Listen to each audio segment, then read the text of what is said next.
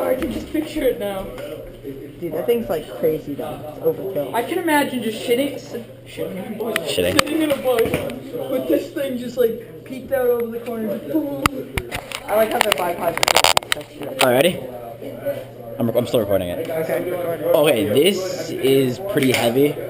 When you're holding it, it is very front heavy. This doesn't seem to get out of the way. The aiming seems a little hard. Racket. Holy crap. The wood seems pretty fake. It's pretty obvious. Got stuck, so I just kept spraying. Is this the KJW? No, WE. Oh. It's a really nice WE. Yeah, it is. See how lubed it is? Oh yeah, this is too front heavy. Swivels. How much does it weigh? It weighs a good 10, 15 pounds. Hey, do you mind if I put this on the glass? No, awkwardly, like front heavy. No, if you hold it, Put it on the glass. Yeah, Oh, put it sorry. on the glass. It'll slip. Wait, it's hard to aim with it. You're not supposed to shoulder it. Feel how lubed that is, racket. Oh, it's even got this little this thing right back here. That It's works. so small. Hey, eject the mag.